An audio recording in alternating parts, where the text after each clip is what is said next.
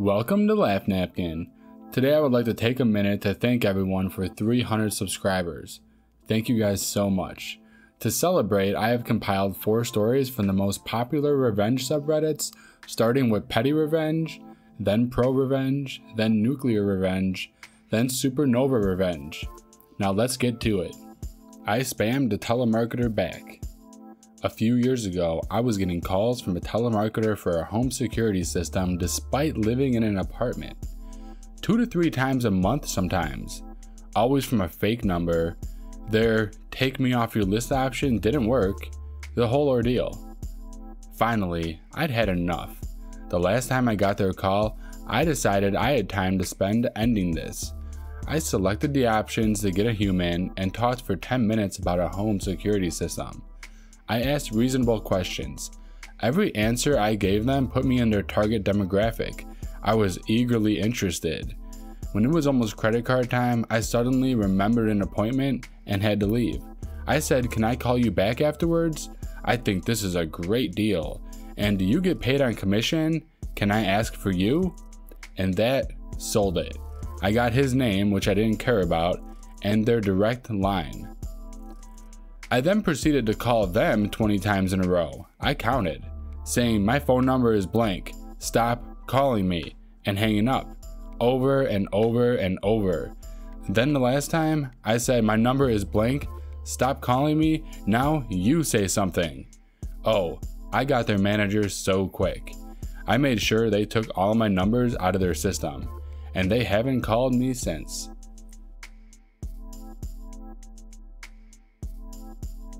Getting my neighbor evicted. This happened about 2 years ago, so it might not include every detail. Also, first post to Prorevenge. Our crazy neighbor, I will call Chad, didn't know what living in a neighborhood was like.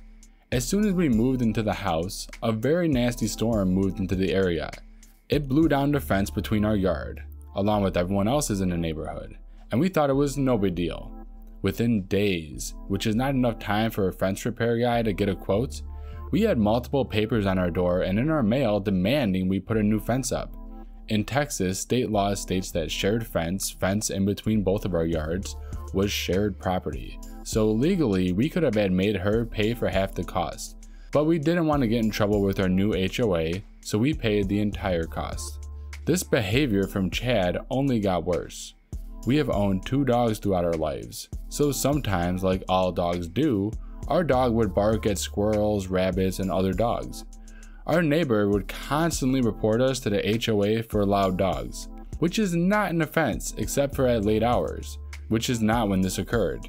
The HOA would warn us for a fine, to which we would reply, "This is a city issue, so if you have a problem, go to the city." Of course, Chad would not, and only go to the HOA. It gets worse. This neighbor was mentally insane. She would report us for getting leaves in her backyard. And she put up 10 cameras around the back of her house and even on the median fence, illegal without neighbor permission. It was all fine because it would not go anywhere, but the last time made me take revenge. A combination of dogs and a backyard tree left a grassless area in our backyard. We bought about 2 pallets of lawn turf so we could patch the area. Within a day of 2 wood pallets of grass in our driveway, we get fined by the HOA for having them in our driveway. I go over to complain to our neighbor, who obviously reported it, who says, "I'm not the one breaking the rules." This sets me off. Chad had built a sidewalk in their backyard to walk their dog on, mentally insane. So I take up our city's legal documents to report it. After asking them to remove it, they said they could build it because it was on their property. The city investigates, and after 3 days of filing the report, they demand Chad to remove it because it was built without a permit. The city also cites Chad for not owning 2 trees in their front yard, city law, to which they claim their 2 shrubs were trees. I wasn't told everything, but Chad got evicted on multiple infractions and failing to remove illegally built sidewalks and patios. We now have a very nice family living next door who are happy to live the neighborhood life. This is all because my dogs barked too loud. My performance review that became my manager's performance review. I was working with a business-to-business sales company. We sold services to companies basically. And the company had managed to hire the most incompetent, lazy, and jealous sales manager I have ever come across. We were a team of 5 salespeople and a sales manager. All 5 of us salespeople hated our sales manager for various reasons, but we liked her personally. I was the top salesperson on the team. I was sitting at 170% of my yearly objective, and I was well on my way to the President's Club. This is largely because I was the only salesperson on the team with real sales experience, and the sales manager was too incompetent to train a team. So my VP came down for our yearly performance reviews, and I was called in first. It was my VP and Mrs. B, short for biatch. I was expecting a positive performance review.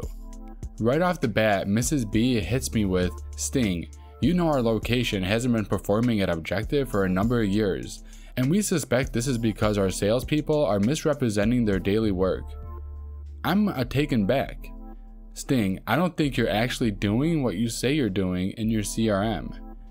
This is something that could get you fired." I look at Mrs. B and I say, "Really?" She said, "Yeah." I hit her back with, "I'm shocked you decided to go this route." Mrs. B with a confident smile said, "We gotta do what it takes to get this location on objective." I said, "Alright, let's play a game, Miss B. Pick a day. Any day in the CRM and let me prove to you that I went to all my appointments and did all my stops as recorded." She says, "Well, Sting, I'm not saying you never go in the field. I'm just saying some days you stay at home and put BS notes in your CRM." I said, "Miss B, pick a day. Any day. Pick a day you think I lied about my sales activities." So Miss B picks a day. Now I'm smiling ear to ear, and I'm heated right now. I notice the VP is smiling at me and his head is slanted to one side. I suspected he knew Mrs. B was about to get absolutely owned, and he was right. She gives me the day, and I turn to the VP and say, "Mr. VP, are you aware how Android phones work?" VP responds, "Enlighten me." I said, "By default, Android has location services turned on, and in fact, Google will track where you went and when. Naturally, I carry my phone everywhere, so let's compare what Google says I did that day to what my CRM says."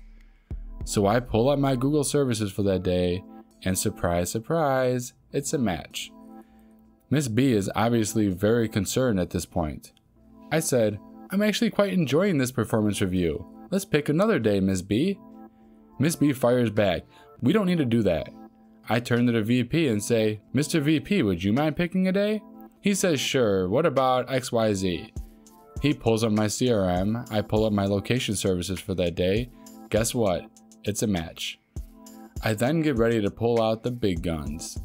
"Mr. VP, do you remember company XYZ with a contract value of excess of $1 million that we lost recently?"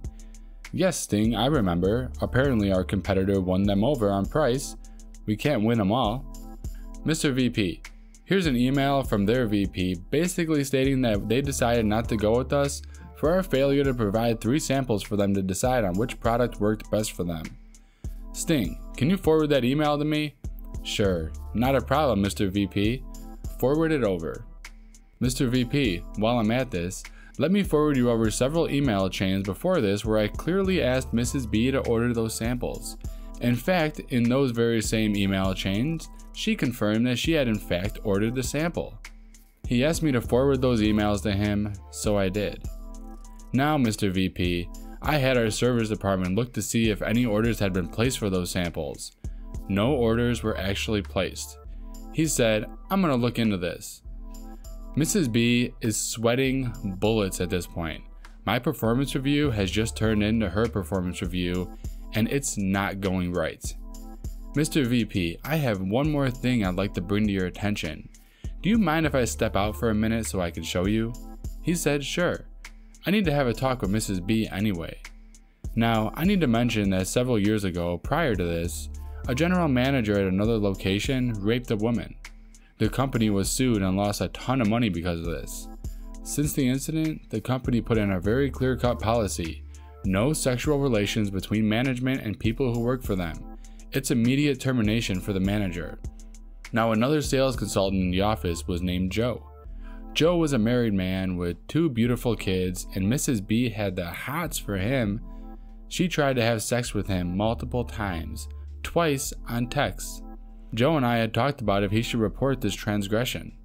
I walked into the sales office and said, "Joe, I think it's time we get a new sales manager. You got those texts?" He looks at me and goes, "Is today gonna be the day?" I said, "Today is gonna be the day." All the sales staff knew what was going on. The mood in the office was lifted. Joe and I began walking back to the conference room when the location manager, who was not part of the performance review, saw Joe and I. He asked, "What's going on?" And Joe said, "You're gonna need to hire a new sales manager soon." Location manager was confused. He said he's coming into the meeting. We said fine. I knocked on the door. Mr. VP said to come on in, so I did.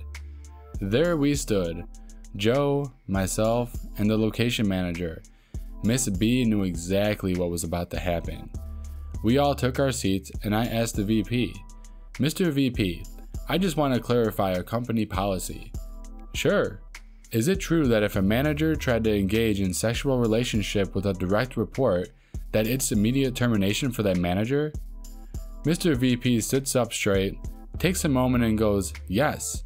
If something like that came to my attention, my hands would be tied. I'd have to fire the manager."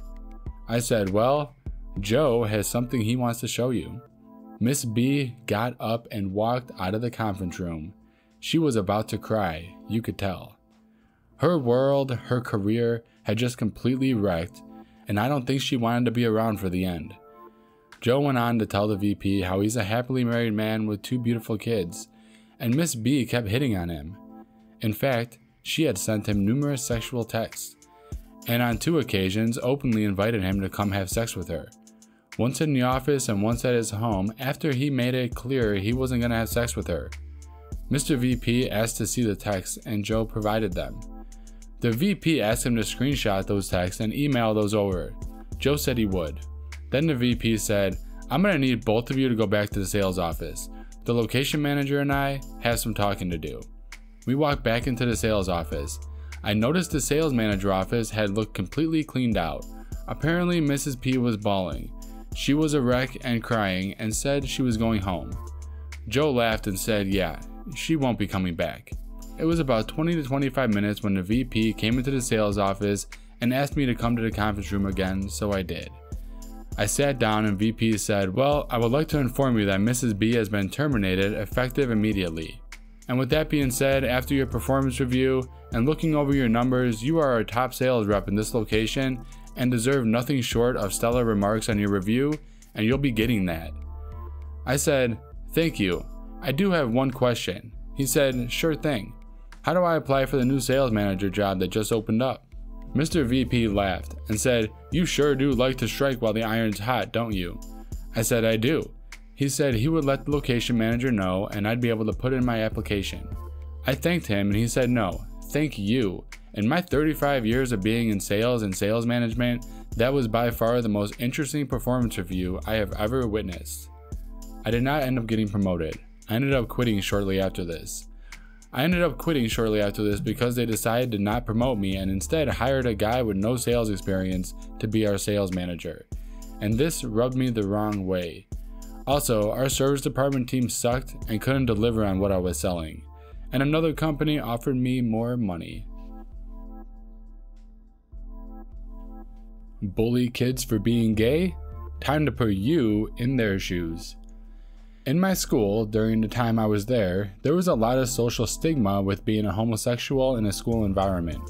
No one would ever come out publicly due to the amount of bullying and general assery that would follow. So it was a closed shop. I'm personally straight, a victim of bullying for reasons that aren't related to my sexuality, but a victim of bullying nonetheless. I knew I wasn't able to really stop this on my own, so I just moved on and tried to make their lives better through things like programming clubs. During my 3rd year there, I remember there was this particular little effer whom I will brand dipshit for this story, and he was relentless. His parents were strict Christians, but not in the sense of love and peace, more like hate and repent for things out of your control. They would let him get away with bullying the LGBT kids due to the fact that those fags deserve it for going against God. The school would try everything to prevent him.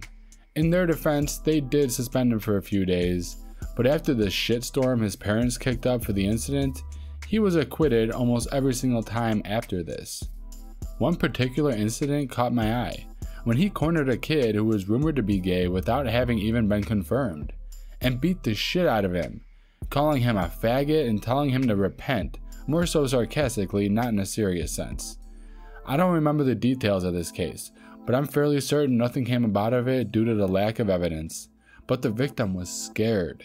I know this because he attempted to swallow a bottle of pills due to his desperation to escape the pain. Frankly, I'd had enough. I began to work on a particular program which was my first rat, allowing me to transfer files between computers as well as run commands in admin on their PCs. This is before the times where people were big on e-safety, which essentially gave me full control.